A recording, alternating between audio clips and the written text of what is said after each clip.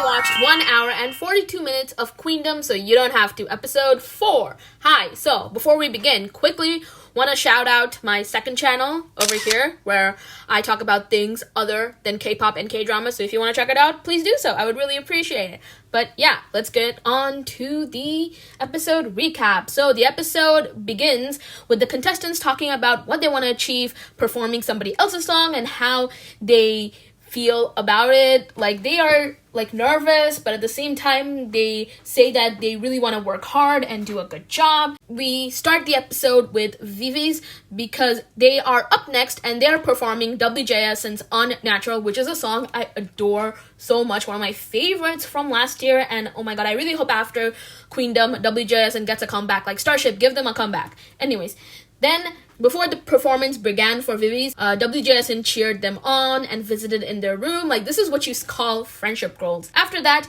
Lee Young-jin, the host, asked Shinbi to give some words to Eunsa, and she said she'll tear up the stage, and Eunsa was like, well, then we'll stitch up the stage. I swear, these two are really keeping the show afloat. And then we get Vivi's segment where they're trying to decide which WJSN song to choose, and in the recording studio, we see that Shinbi is gonna rap, which it's just hitting me that I've never heard G-Fan rap in their songs, like, at least in their title tracks. So also, the main segment's focus was on Eunha with how she's struggling to dance and also how she struggles with the pronunciation, as the chorus does have some English lines in it, and Eumji helps her, like Eumji, our English queen right there. Eunha then becomes really hard on herself and she begins working really hard, and you know, Eunha is just such a bubbly, positive person. To see her like this really broke my heart. And then the performance began and it's like Rose Latin kind of themed, and oh my god, the visuals for this stage were really good, and I did enjoy this performance a lot. I will say I have one criticism, and that is that I felt like the instrumentals like overpowered their vocals at certain point, but other than that, I really did enjoy the performance. And honestly, seeing Eunha being so dejected during this entire episode really broke my heart, like I said.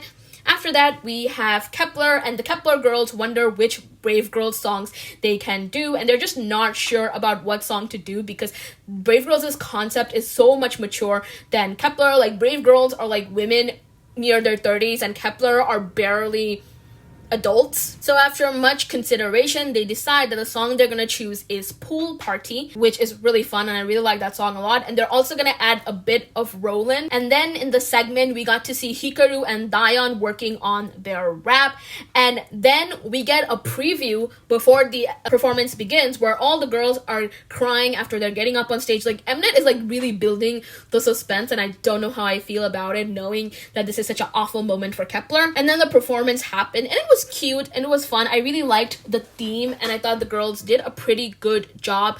I will say I have one criticism, and is that I did not like the addition of Roland. It just felt off. I felt like if they did not include Roland, the performance would have been just much better. But I guess they added Roland because it's such a popular song, so how can you not want to cover that song? So there is that. And then it's revealed later on that Daeyeon apparently fell down the stage, and Yoojin also struggled on stage because the bubbles on the stage caused the floor to be slippery. One thing I've learned from this season is to not make your stages slippery. First with WJSN and now with Kep1er. So there's that. But I did really enjoy the performance despite the mistakes, and it was really fun and refreshing, and I really did enjoy it. After that, we had Hyolyn, and she performed So What by Luna, and I really enjoyed Hyolyn's segment out of the three because she kept talking about how she wants to make the performance better and how she plans on doing so, and that was just so fascinating to hear her explain what she wants to do and how she wants to make it better. Like, I really love this woman. And she says that she wants to do a Catwoman theme, so I was like, ooh, this is gonna be really good.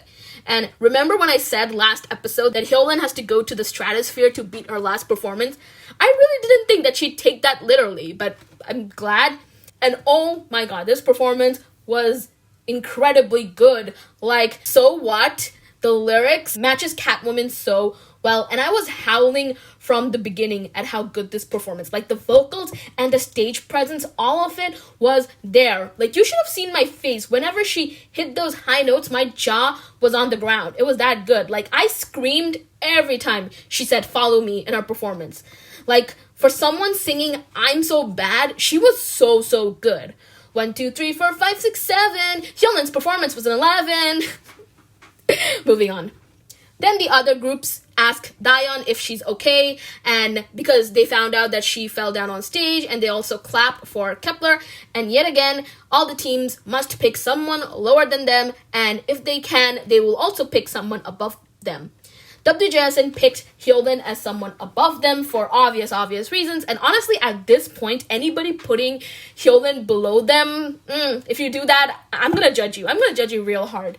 WJSN then picked Luna as somebody below them, and I'm like, oh boy, the fan wars ain't gonna be pretty after this. And the reason they said is because they didn't find the performance memorable, and I really do not like this segment. Like, you're really asking the teams to, I just don't like it. It's just so bad.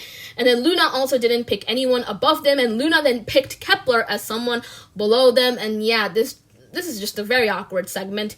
The reason they picked Kepler as below them because they think they did a bit better than them with the same concept. I swear. After that, Kepler chose no one above them, but they did choose WJSN as someone below them. And then Brave Girls picked no one above them, but they also picked WJSN as someone below them. And I really hope this does not discourage WJSN from doing even better in the next round. Like, I really feel bad for them. I think that they can overcome it. After this, hyolyn picked Brave Girls as someone below them, but honestly, how awkward would it be if hyolyn picked WJSN below her, knowing WJSN picked her above them?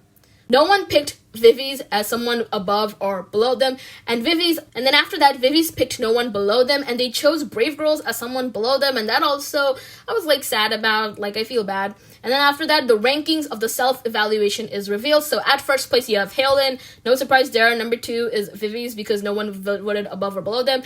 Third place, it's tied with Luna and Kepler, and fourth place is tied with WJSN and Brave Girls.